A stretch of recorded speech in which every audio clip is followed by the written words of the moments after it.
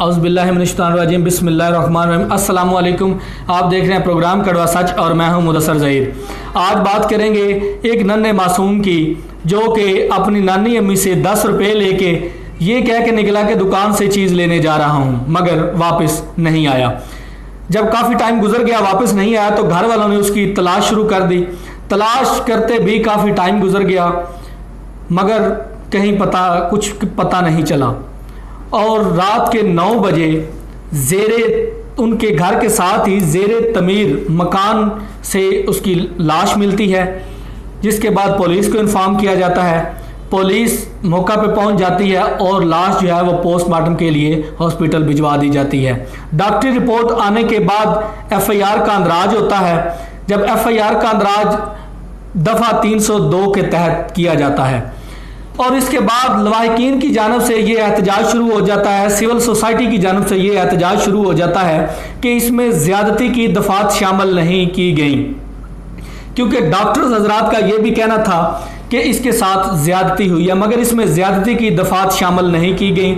जब डॉक्टर और डीपीओ मंडी बहाउद्दीन का ये कहना था कि फोरेंसिक टेस्ट के लिए नमूना जात जो हैं वो लाहौर भिजवा दिए गए हैं, जब वहाँ से रिपोर्ट आएगी तो ही पता चलेगा। मगर जो लवाहिकीन थे उनकी जानिब से यही एहतजाज बार बार किया जा रहा था कि हमारी ज़्यादती की दफ़ात शामिल की जाएं। आखिरकार 27 तारीख को जो हैं वो ज़्यादती की दफ़ात शामिल की गई 27 जुलाई को, क्योंकि ये जो वाक़या है ये 18 जुलाई 2020 को पेश आया। एफआईआर का अंदराज हो गया। उसके बाद जो ज़्यादती की दफ़ात हैं वो 27 जुलाई को इसमें शामिल कर दी गई। जब शामिल कर दी गई तो इस पर एहतजाज जो है वो सिविल सोसाइटी की जानिब से भी किया जा रहा था, कुछ जो है वो सूबाई असम्बली के अरकान की जानिब से भी किया जा रहा था और डीपीओ की मंडी बहाउद्दीन नासिर खान सियाल की जानिब से यही यकीन दहानी करवाई जा रही थी कि हम इंशाल्लाह जो भी इसमें मुलव्वस होगा मुल्ज़म उसको कैफर किरदार तक ज़रूर पहुँचाएँगे। मगर लवाहिकीन जो है उनकी जानिब से एहतजाज मुसलसिल होता रहा और बाकी सिविल सोसाइटी की तरफ से भी एहतजाज होता रहा। तफ्तीशी अफसर उस वक़्त सब इंस्पेक्टर अफजाल अहमद थे जिनको हटा दिया गया। उसके बाद एसआई अरमगान मस्कत को इस पे तैनात कर दिया गया। इस केस उनके जिम्मेदारी उनको सौंप दी गई, जिसके बाद इस केस को आगे बढ़ाया गया। मगर लवाहिकीन मुसलसल यही एहतजाज करते रहे कि हमारी कोई भी सुनवाई नहीं हुई। इस पे अब आपको लिए चलते हैं प्रोग्राम का सच जो है इनके जितने भी टीम ने काम किया है उन्होंने अपने एक एनालिसिस इकट्ठे किए हैं, वो आपके सामने रखते हैं। ये था कि जब 18 जुलाई को ये वाकया पेश आया तो उस वक्त मोहतरमा हमीदा वहीदुद्दीन साहबा इस पर बड़ी एक्टिव थी।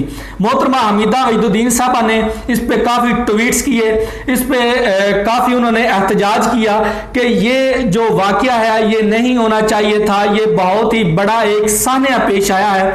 इस पे डीपीओ मंडी बहाउद्दीन जो हैं उनको सख्त नोटिस लेना चाहिए और कार्रवाई करनी चाहिए, जो कि नहीं हो रही।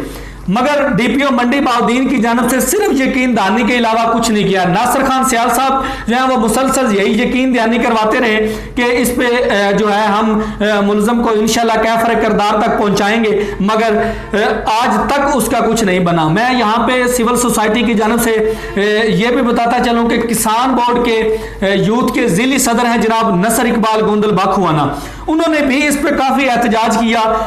एक जो है वो किंग रोड चौक में भी उन्होंने एक दिन इनकाद किया जिसमें पीपल्स पार्टी के जुल्फकार अहमद रांझा, अरशद महमूद लिल्ला ये लोग भी शामिल हुए, तारिक महमूद अल्लूआना साबिक एमपी हैं। सारे लोग एहतजाज करते रहे मगर रिजल्ट ज़ीरो रहा। अब आज की जो ताज़ा तरीन है वो वाकया मैं सबसे पहले आपको यहाँ पे सुनवाना चाहूँगा। जो तमूर के वालिद हैं मोहम्मद अफजल, वो क्या कह रहे हैं वो मैं प्रोड्यूसर साहब से कहूँगा कि वो सबसे पहले चलाएं और उसके बाद फिर इससे आगे बढ़ते हैं।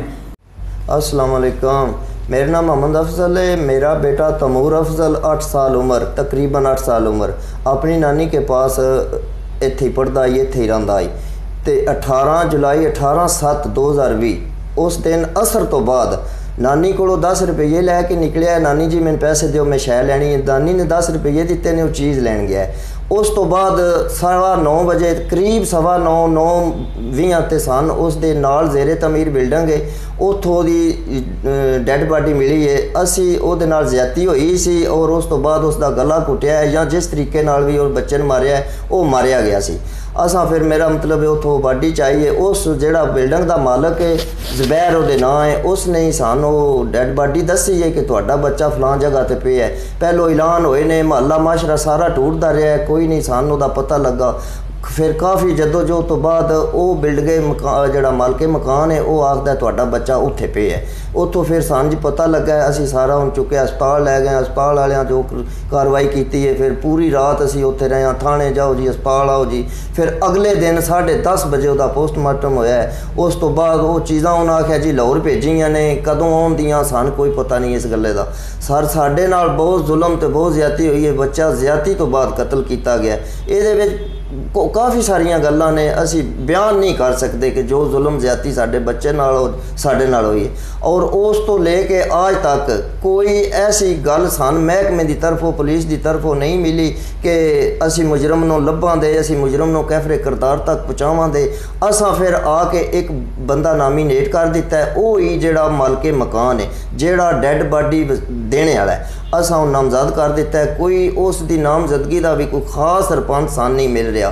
गुनेगार करन दे बेगुनाह करन दे फिर जी सन असी मैं अपील करना कि सन इंसाफ दिलाया जाए। मेरे नाल इंसाफ होना चाहिए। मेरा 8 साल का बच्चा जिहड़ा तमूर अफजल है वो इत्थे कतल किया गया ज्यादती तो बाद। सर मेरी अपील है तुहाडे अगे। अस्सलाम वालेकुम। ये तमूर के वालिद जो हैं ये वो कह रहे हैं कि अब तक उन्हें इंसाफ नहीं मिला और उन्हें अब कोई अमकानात भी नहीं नज़र आ रहे। वो काम बाला से यही कह रहे हैं कि मुझे इंसाफ दिया जाए, मेरा जो बेटा है उसका कत्ल राय गाना जाए, उसका जो मुलज़म है उसे कैफर किरदार तक पहुंचाया जाए। उनका ये कहना है कि हमने 27 सितंबर को हमने एक मुलज़म नामजद कर दिया है मगर उसका भी अभी तक जो है उसकी मुकम्मल इंक्वायरी नहीं की जा रही, उससे मुकम्मल तफ्तीश नहीं की जा रही और हमें यही लगता है कि उसको भी ऐसे ही छोड़ दिया जाएगा। तो यहाँ पे मैं ये कहना चाहूँगा मंडी बहाउद्दीन की इंतज़ामिया से और वज़ीर आला पंजाब जनाब उस्मान बुज़दार साहब से कि ऐसे वाक़यात कब तक होते रहेंगे, ऐसे लोग कब तक यहाँ पे ऐसे ज़लीलो ख्वार इंसाफ के लिए होते रहेंगे और क्यों नहीं एक्शन लिया जाता, ऐसे दरिंदों को क्यों नहीं कैफर किरदार तक पहुंचाया जाता और इनके खिलाफ क्यों नहीं ऐसा तफ्तीश की जाती। तफ्तीश तो अब ज़ाहिर सी बात है पुलिस नहीं करनी है, अब कोई भी नहीं कर सकता। जो वो लिख के देंगे जितनी उनकी तफ्तीश होगी उस पर अदालतें उन्हें सज़ा देगी। अदालत तो सज़ा तभी देगी जब उस पर तफ्तीश मुकम्मल। तो अब जो तमूर के वालिद का बयान है वो आपने सुन लिया है कि तमूर के वालिद क्या कह रहे हैं कि उन्हें अब इंसाफ की कोई तवक्को नहीं है मगर वो फिर भी इसी उम्मीद पे हैं कि उनको इंसाफ मिलेगा।